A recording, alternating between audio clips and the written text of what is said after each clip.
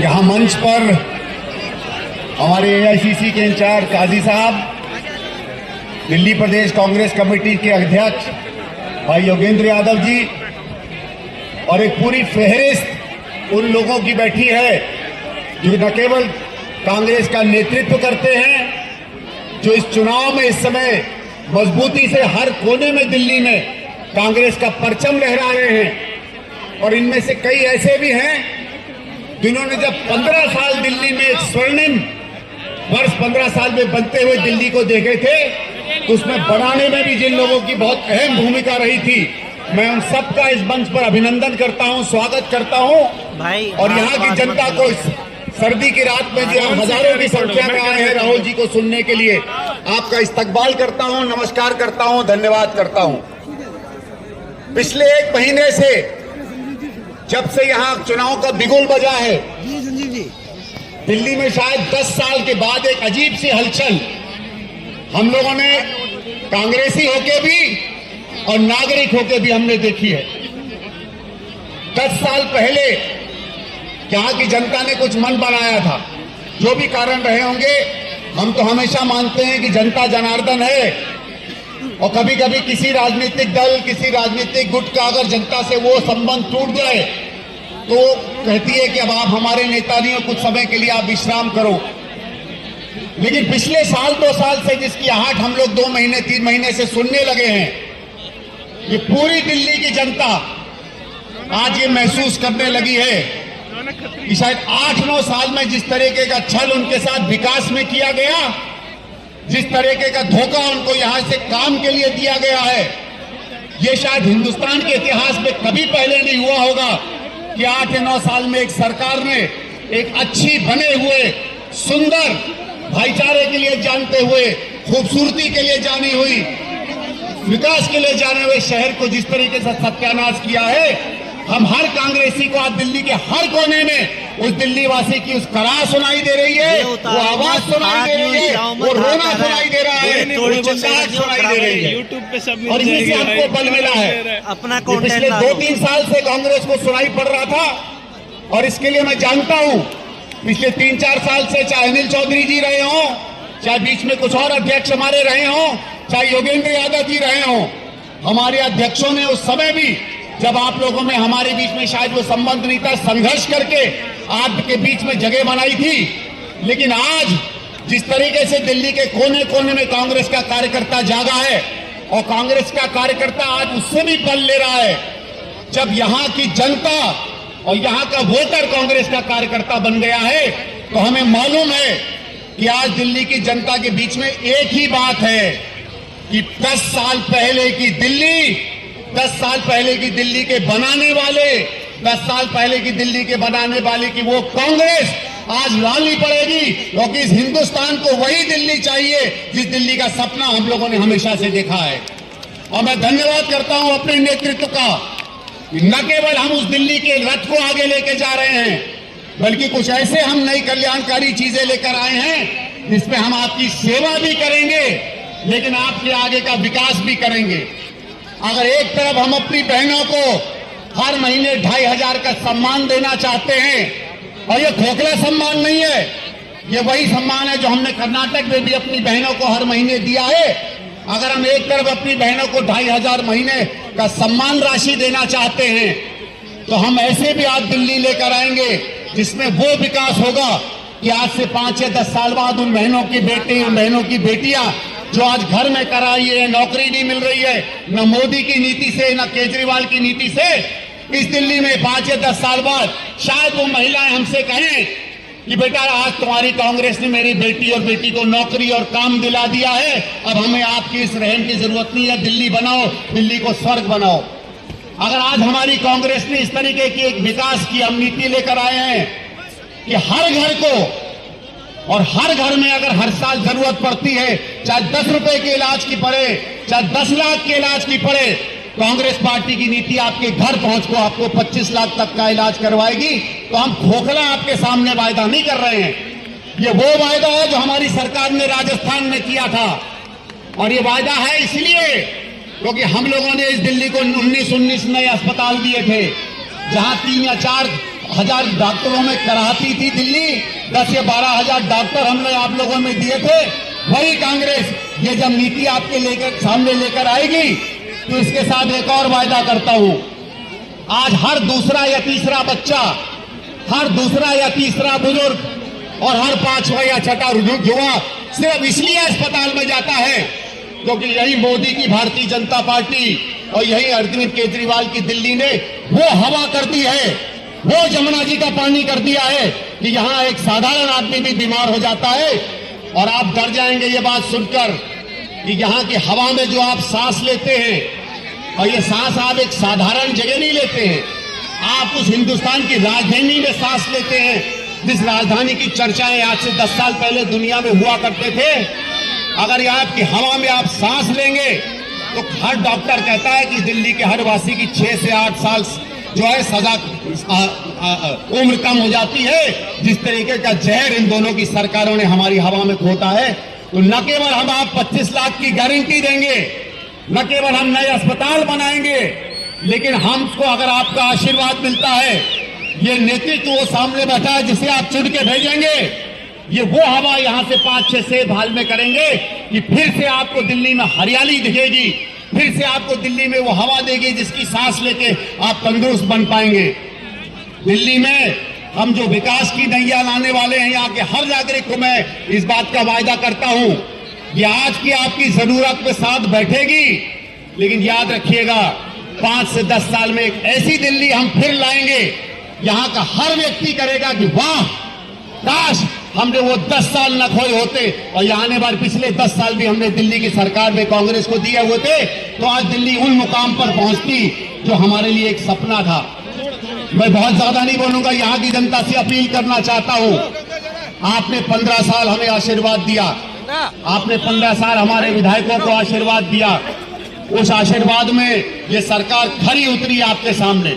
जहां जहां आपको सेवा की जरूरत पड़ी हम खड़े हुए थे, जहां जहां मरहम की जरूरत पड़ी हमारी सरकार ने आपको मरहम लगाई थी, लेकिन एक चीज हमने कभी नहीं की आपके सामने। अभी मैं वायदा करता हूं, आप कोई अगर मेरे सामने बता दे कि वो हमने काम किया हो तो मैं आपके सामने माफी मांगूंगा। न कांग्रेस की सरकार ने तब, न कांग्रेस ने अब कभी आपके सामने कोई झूठा बहाना दिया होगा या कभी झूठ बोला होगा। जो काम हम नहीं कर सकते थे, हमने सर नीचे झुका के कहा कि हम काम नहीं कर पा रहे हैं, और जो काम हमने किया, हमने हाथ जोड़ के विनम्रता से किया कि आपकी सेवा के लिए किया है, अहंकार में नहीं कहा कि हम आपके लिए ये काम कर रहे हैं। क्योंकि कांग्रेस जब चुनती है तो 5 साल उस वोट का एहसान उतारती है, और जब फिर आपके सामने वोट लेने आती है तो कहती है अगले 5 साल का किस तरीके से हम आपके सामने दिल्ली में निर्माण करेंगे। वही कांग्रेस न आने वाले 5 सालों में कभी आपके सामने झूठी अफवाह फैलाएगी, न झूठे वायदे करेगी, न झूठे बहाने देगी। आपको कभी हमारा मुख्यमंत्री रोता हुआ नहीं दिखेगा कि हमें भारत सरकार काम नहीं करने देती है। अरे जिस सरकार को 2 करोड़ दिल्ली वासियों ने चुन के भेजा है, उसको आंसुओं की जरूरत नहीं है, उसे हिम्मत की, दहाड़ की और ताकत की जरूरत है जो आप लोग हमें देंगे। हमारे मुख्यमंत्रियों ने 15 साल काम कराया है और 5 साल काम कराएंगे। अगर आपको रोता हुआ मुख्यमंत्री चाहिए तो किसी को भी चुन लीजिएगा। आपकी सेवा करने वाला, दहाड़ता हुआ, आपका काम करने वाला, आपके साथ खड़ा होने वाला, आपके आंसुओं को पोंछने वाला, आपके मुंह में हंसी लाने वाला, हमारे माओ के चेहरों पर मुस्कुराहट लाने वाला, हमारे युवाओं का मुस्तकबिल बनाने वाला मुख्यमंत्री चाहिए। तो आने वाली 5 तारीख को हाथ का बटन दबाइएगा और देखिएगा कि जो आपके सामने बैठे हैं किस तरीके से ये आज तो मंच पर है, कल ये आपकी सेवा करते करते आपके गलियों में घूमेंगे। इसी आशा से कि आपका आशीर्वाद मिलेगा, आपका प्यार मिलेगा, अंत में आपका वोट मिलेगा। बहुत बहुत धन्यवाद। जय हिंद, जय भारत। में तमाम वो लीडरशिप और उपस्थित जमुना पार और करावल नगर, बाबरपुर के कोने कोने से आए हुए मेरे तमाम कांग्रेस परिवार के कांग्रेस जनों को बहुत बहुत नमस्कार। साथियों, आज जय बापू जय भीम और जय संविधान के नारे के साथ राहुल जी आपके बीच आ रहे हैं। मैं समझता हूँ ये जो 3 शब्द है, जय बापू, जय भीम और जय संविधान, यदि इस नारे को आप पढ़ें और इसको समझने की कोशिश करें तो मैं समझता हूँ कांग्रेस पार्टी का जो मकसद है वो साफ हो जाता है। जय बापू, जिसको कांग्रेस ही नहीं हिंदुस्तान का वो सच्चा नागरिक जो हिंदुस्तान के संविधान में विश्वास रखता है, मैं समझता हूँ वो बापू को मानता है। और आज जो बापू को ना मानने वाले लोग थे, जो इस मुल्क में हमेशा इस मुल्क के झंडे का अनादर करते रहे हैं, जो इस देश के संविधान का अनादर करते रहे हैं, आज वो बापू को मात्र पुष्प चढ़ाने तक सिर्फ सम्मान देते हैं। आज उस बापू के देश के संविधान जिसकी रक्षा का संकल्प राहुल गांधी जी लेके निकले हैं, मैं समझता हूं वो संविधान जो बाबा साहब ने इस देश के अंदर दिया, जिस संविधान के तहत हमें समानता का अधिकार मिला, जिस संविधान के तहत मुझे लगता है हिंदुस्तान की करोड़ों आबादी को इस सरकार में इस देश के अंदर समान रूप से जीने का अधिकार मिला हो, आज उस संविधान और बापू के सपने को जो खत्म करने कुचलने की जो कोशिश की जा रही है मुल्क में, आज उसकी शुरुआत आपके सीलमपुर से होने जा रही है, ये मैं कहना चाहता हूं। मेरा आपसे आग्रह है साथियों, आज दिल्ली में चुनाव है, लेकिन चुनाव से बड़ा जो खतरा है इस मुल्क के अंदर, जो आपने पिछले दिनों देश की पार्लियामेंट में देश के गृह मंत्री के जो मुख से बाबा साहब का जो अपमान सुना, वो बाबा साहब का अपमान नहीं था, वो इस देश के लाखों करोड़ों उस मुल्क के लोगों का अपमान था जिसमें बाबा साहब ने उनको ऊपर आने का अधिकार दिया था, चाहे वो रिजर्वेशन की बात हो या शिक्षा की बात हो या हिंदुस्तान को एक रखने की बात हो। आज इसकी शुरुआत, आज इस संविधान को बचाने की शुरुआत मुल्क में हो रही है, और वो गृह मंत्री, वो भाजपा, वो संघ को आज आईने दिखाने की कोशिश राहुल गांधी जी करते हैं, इस देश को जोड़ने की कोशिश करते हैं। और यही कारण है कि मुझसे पूर्व के वक्ता जो बार बार भारत जोड़ो जैसे नारे और उस यात्रा का जिक्र करते हैं, जो यात्रा आपके क्षेत्र से होकर गुजरी थी, जिस यात्रा में आपने राहुल जी का अभिनंदन किया था, सत्कार किया था, मेरा आपसे निवेदन रहेगा दोनों हाथों से जोरदार तालियों के साथ राहुल जी का आप जरूर अभिनंदन करिएगा, उनका धन्यवाद करिएगा। मैं इतना ही कहते हुए इससे पहले अपनी वाणी को विराम दूं, मैं पटनागंज के बारे में कहना चाहता हूं साथियों।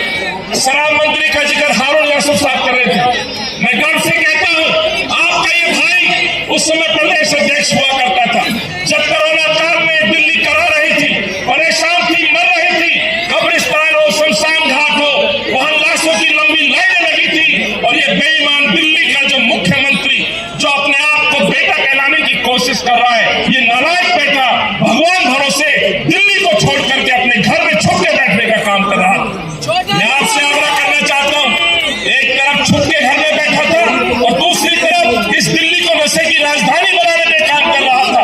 वो आबाकारी नीति, जिस नीति का भंडाफोड़ आपके जानवर जाबाज कांग्रेस के सिपाहियों ने किया, और उस कंप्लेंट में कांग्रेस का एक कार्यकर्ता पोल खोल यात्राओं के माध्यम से इस सरकार को उजागर कर रहा था। मेरा आपसे आग्रह रहेगा, पटनागंज से तो शराब मंत्री को मैंने भगा दिया, भगाया या नहीं भगाया, बेईमान को जेल भिजवाया, तो मेरा आपसे हाथ जोड़ के विनती है, एक बेईमान को मैंने आम आदमी पार्टी के उस शराब मंत्री को पटनागंज से भगाया है, आप भी यहां से आम आदमी पार्टी को भगाओगे, भाई को जिताओगे, कांग्रेस को जिताओगे।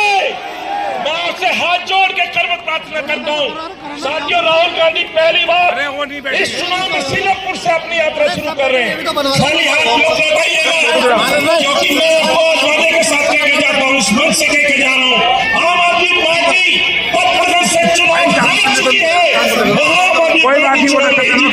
वहां कांग्रेस का कार्यकर्ता चुनाव जीतेगा, कांग्रेस की ईमानदारी चुनाव जीतेगी।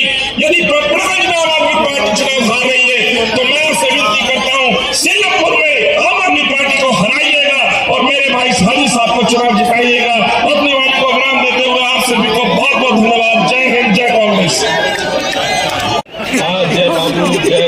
संविधान की इस ऐतिहासिक रैली के इस मंच पर उपस्थित प्रदेश कांग्रेस कमेटी के सम्मानित अध्यक्ष भाई देवेंद्र यादव जी, सम्मानित प्रभारी काजी निजामुद्दीन साहब, मंच पर विराजमान शीला जी की कैबिनेट में मंत्री रहे वरिष्ठ माहौल बनाया गया आरएसएस और भारतीय जनता पार्टी के द्वारा।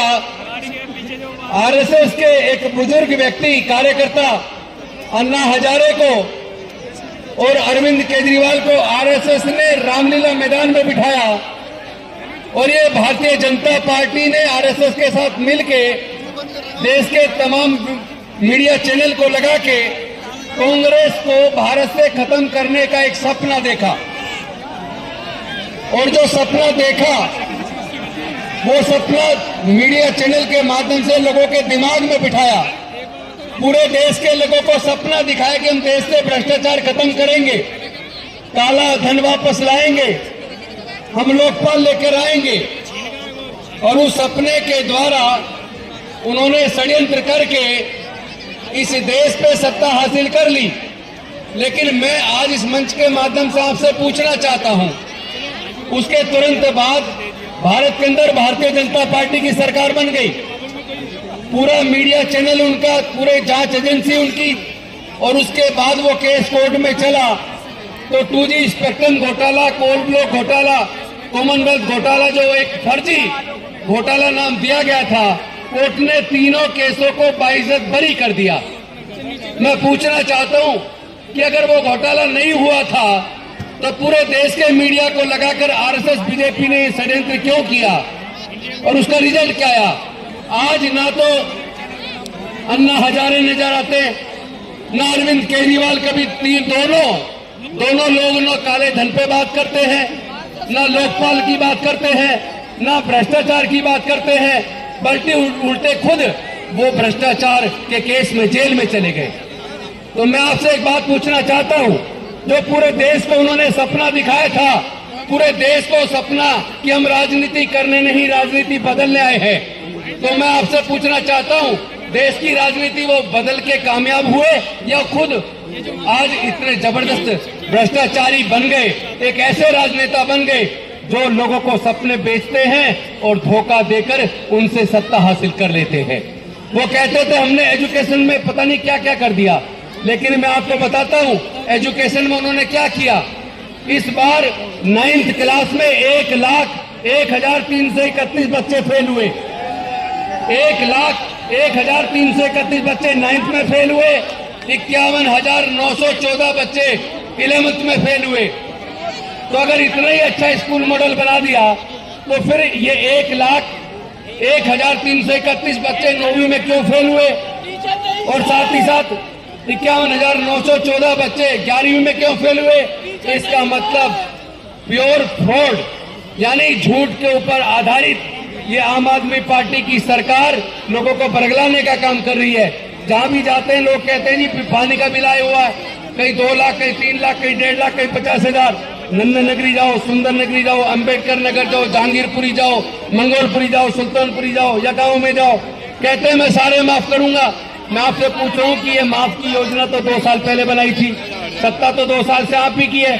तो जब 2 साल से आप माफ नहीं कर पाए तो फिर ये झूठा सपना क्यों दिखा रहे हो कि दोबारा सरकार बनेगी तो माफ करूंगा? प्योर झूठ बोल रहे हैं, केवल और केवल धोखा दे रहे हैं। और मैं आपको बता देना चाहता हूं साथियों, आपको बरगला के झूठ बोल के एक झूठा षड्यंत्र करके ये पार्टी सत्ता में आई, और ये पार्टी 2 साल के अंदर इस देश में आम आदमी पार्टी का नाम लेने वाला कोई बचेगा नहीं। क्यों नहीं बचेगा? उसका कारण है, मैं आपको बताता हूं उसका कारण है। इनके खुद के जो दिल्ली सरकार के इंजीनियरिंग कॉलेज हैं, इनके इंजीनियरिंग कॉलेज, लॉ कॉलेज, उसकी फीस का चार्ट देखिए, मैं लेके आया हूं। चूंकि पीछे से बोल रहे हैं, चूंकि और साथियों को बोलना, ज्यादा नहीं बोलूंगा, मुद्दे बहुत सारे, मैं तो पूरी पोल खोल के रख सकता हूं, लेकिन मैं आपको सिर्फ एक चार्ट दिल्ली सरकार के इंजीनियरिंग कॉलेज, लॉ कॉलेज का खोल के आपको बता रहा हूं। आपको पता लगेगा कि इनके कॉलेजों की फीस कितनी है। यानी जो एजुकेशन की बात करते थे, उन्होंने हायर एजुकेशन को इंडस्ट्री में तब्दील कर दिया, इंडस्ट्री में तब्दील कर दिया। इनके इंजीनियरिंग कॉलेज में DTU के अंदर 2,36,700 रुपए सालाना फीस है। हॉस्टल का खर्चा अलग है, खाने का खर्चा अलग है, किताबों का खर्चा अलग है। इनके अपने NSUT इंजीनियरिंग कॉलेज दिल्ली सरकार का, उसमें 2,40,000 बीटेक की फीस है और 2,51,000 BR की फीस, आर्किटेक्ट की फीस है, आर्किटेक्चर कोर्स की। इनके अपने IIT दिल्ली में 4,50,000 रुपए 1 साल की फीस है, 4 साल का कोर्स है। अंदाजा लगाओ 30 लाख रुपए किसके पास है, 25 लाख किसके पास है। इनके अपने नेशनल लॉ यूनिवर्सिटी में, दिल्ली सरकार का नेशनल लॉ यूनिवर्सिटी, उसके अंदर 1 साल की फीस 3,51,000 है, 5 साल का कोर्स है। सारा खर्चा जोड़ लो, हॉस्टल का, किताबों का बाकी, तो आपको पता लगेगा कम से कम 22 लाख रुपया चाहिए। तो मैं आपसे पूछना चाहता हूं साथियों कि ये जो कहते थे हम पढ़ाई फ्री कर दी, हमने ये फ्री कर दिया, ये जो लाखों रुपए 20-25 लाख रुपए कोर्स को करने के लिए चाहिए, क्या आप अपने बच्चों को पढ़ाने के लिए 20 लाख रुपए खर्च कर सकते हैं क्या? 15 लाख खर्च कर सकते हैं क्या? इसका मतलब आपके बच्चों को ना तो रोजगार देंगे और ना ही पढ़ाई देंगे। ठेकेदारी प्रथा खत्म करने की बात करते थे, लेकिन ठेकेदारी प्रथा लगातार बढ़ती जा रही है। अब चूंकि बाकी सबको बोलना है, पीछे से इशारा हो रहा है, तो इतने में 5 मिनट में बात तो पूरी नहीं की जा सकती। बस एक बात कह के खत्म करूंगा, ये पार्टी और इसके नेता टोटल फ्रॉड है, टोटल फ्रॉड। इनसे आप जो अगर इनके झांसे में आओगे तो आप समझ लो आपके बच्चों का भविष्य अंधकार में, आपको नौकरी देने की बात नहीं करेंगे। इनकी फूड ट्रैक पॉलिसी भी फेल हो गई, इनकी क्लाउड किचन भी फेल हो गई, इनके सारे जो सपने दिखाए थे सारे फेल हो गए। आप इसे टैक्स लेते हैं, उसमें से छोटी मोटी कुछ योजना बनाकर और आपको बेवकूफ बनाने का काम कर रहे हैं। आप अपनी आंखें खोलो, इस डर से निकालो कि ये हार गए तो वो आ जाएंगे। आपको वापस कांग्रेस को जिंदा करना पड़ेगा। और कांग्रेस की स्थिति बिल्कुल उस हाथी के जैसी हो गई है, जो हाथी जिसने अनेकों युद्ध जितवाए, लेकिन जब वो बूढ़ा हो गया और दलदल में फंस गया तो उसको निकालने के लिए तमाम कई हाथी लगा कर रस्सा बांध के निकालने नहीं निकल रहा। फिर किसी बुजुर्ग ने कहा कि रणभेदी बजाओ, रणभेदी बजाई गई तो एकदम झुंझला के वो हाथी अपना आप निकल के बाहर आ गया। तो कांग्रेस को वापस इनके नेताओं, हमारे नेताओं को याद दिलाना पड़ेगा, आप हुक्मरान थे, आपने देश की तरक्की सारी आपने की, सारे जितने PSUs बने, आपकी पेट्रोलियम कंपनियां, गैस कंपनियां, आपका IIT, एम्स, तमाम कॉलेज, सब कुछ तो कांग्रेस का बनाया हुआ है। जहांगीरपुरी किसने बनाई? कांग्रेस ने बसाई। सुंदर नगरी किसने बसाई? कांग्रेस ने बसाई। सीमापुरी किसने बसाई? कांग्रेस ने बसाई। अम्बेडकर नगर किसने बसाया? कांग्रेस ने बसाया। जहांगीरपुरी किसने बसाया? कांग्रेस ने बसाया। सुल्तानपुरी किसने बसाया? कांग्रेस ने बसाया। मंगोलपुरी किसने बसाया? कांग्रेस ने बसाया। इतने लाखों घर बना के दिए, लाखों, और ये कह रहे हैं जहां झुकी मकान कुछ नहीं मिलने वाला। अब 10 साल में नहीं दे पाए तो आगे क्या देंगे? तो याद करना, मेरी बात को याद रखना, ये आपको झूठ बोल के आपकी वोट की चोरी करेंगे, लेकिन बदले में कुछ देने वाले नहीं है। बात इतनी सारी है, कैसे 5 मिनट पूरी करूं? मैं अपनी बात को खत्म करता हूं, फिर मौका मिलेगा तो विस्तार से बात करूंगा। लेकिन ये बात कह रहा हूं, आपके साथ धोखा हो रहा है। अगर आपने अपनी आंख नहीं खोली, आपके बच्चे गुलाम हो जाएंगे। ध्यान रखना मेरी बात। धन्यवाद। बहुत बहुत धन्यवाद नरेंद्रपाल गौतम जी। वास्तव में आपने बहुत अंदर जाकर गहराई से केजरीवाल के जो कृत्य हैं उनको स्टडी किया है, देखा है, भुगता है, और आपके मुंह से जो बातें निकल रही थी ये एक बड़ी सच्चाई है। ये उनकी पोल खोलने का काम जो आपने किया है उसके लिए बहुत बहुत धन्यवाद। अब मैं आमंत्रित कर रहा हूं हमारे युवा साथी मुस्तफाबाद से कांग्रेस के विधायक उम्मीदवार भाई अली मेहदी जी को जोरदार ताली बजाकर उनका स्वागत करें। भाई अली मेहदी जी आइए।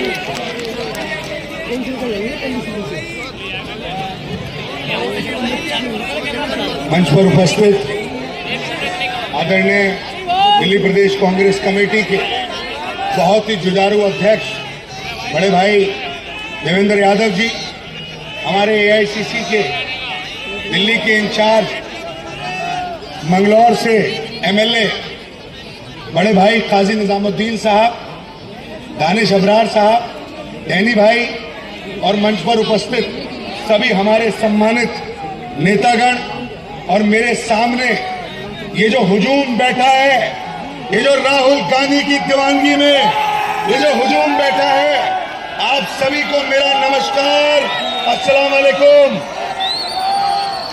राहुल जी का इंतजार कर रहे हो? ये देखिए, ये सिर्फ यही नहीं, पीछे तक, अभी और पीछे हमारे लोग जमुना पार से और दिल्ली की अलग अलग विधानसभाओं से आने का वेट कर रहे हैं उस शख्स का जिन्होंने कन्याकुमारी से लेकर कश्मीर तक, मणिपुर से लेकर महाराष्ट्र तक पूरे हिंदुस्तान को एक करने की बात करी थी। आज मैं देखता हूं जब हिंदुस्तान के अंदर कोई ऐसा नेता नहीं है जो अल्पसंख्यकों की, दलितों की, महिलाओं की, किसानों की और उस हर वर्ग की जिसको दबला कुचला जा रहा है, जब उसकी कोई आवाज उठाने को तैयार नहीं होता, तो एक शख्स है जो हिंदुस्तान को के अंदर सड़क से लेकर संसद तक जो हमारी और आपकी आवाज को बुलंदी से उठाते हैं। उनका नाम क्या है? नाम क्या है?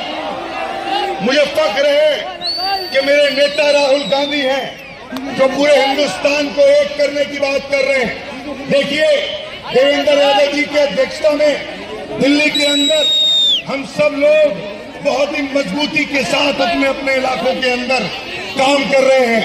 मैं स्पष्ट तौर से बता दूं, जो न्याय यात्रा राहुल गांधी जी ने चलाई थी, मैंने भी 8 महीने से अपनी मुस्तफाबाद विधानसभा के अंदर मुस्तफाबाद न्याय यात्रा चलाई है। एक एक गली मोहल्ले में इस फर्जीवाल को, इस संगी केजरीवाल को एक्सपोज करने का काम किया है। केजरीवाल संगी है या नहीं है? है। मोदी जी का छोटा भाई है या नहीं है? हम उसको एक्सपोज करेंगे।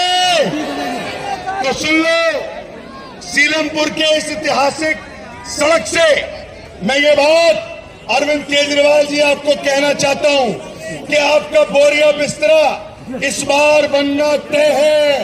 कांग्रेस पार्टी की लड़ाई भाजपा से है, ये संविधान की लड़ाई भाजपा से है और इस बार संविधान जीतेगा और भाजपा हारेगी। हारेगी या नहीं हारेगी? ये आज बता दो। और हम चाहते हैं, अपने अध्यक्ष जी से बोलना चाहता हूं, आज ये हुजूम देखकर ये रिक्वेस्ट भी करना चाहता हूं कि राहुल गांधी जी दिल्ली की अलग अलग इलाकों के अंदर आएंगे। आज ही इस रैली के बाद दिल्ली का मूड बदलेगा और पूरा दिल्ली वही शीला दीक्षित वाली दिल्ली याद कर रहा है। कर रहा है नहीं कर रहा है? हम जीतेंगे और जरूर जीतेंगे। वक्त और भी है, मैं और बोलना चाहता था, लेकिन मैं ये बात कहना चाहता हूं, बाबा साहब के संविधान को जिस तरह भाजपा खत्म करना चाहती है, एक लौते लीडर राहुल गांधी हैं जो इस संविधान को बचाने की कसम खाते हैं और मुझ जैसे कई छोटे कार्यकर्ता राहुल गांधी जी के साथ संविधान को बचाएंगे। संविधान को बचाओगे? मैं अपनी बात को एक शेर में खत्म करते हुए, क्योंकि समेट रहा हूं सारी चीजों को, मंच को सामने रखते हुए उन हुक्मरानों को बोलना चाहता हूं कि दरिया तेरी खैर नहीं, बूंदों ने बगावत कर ली है। नादान समझ, बुज़दिल इनको लहरों ने बगावत कर ली है। हम परवाने हैं, मौत समा मरने का किसको खौफ यहाँ, रे तलवार तुझे झुकना होगा, गर्दन ने बगावत कर ली है। बहुत बहुत शुक्रिया। जय संविधान, जय कांग्रेस, राहुल गांधी जिंदाबाद। Thank you so much.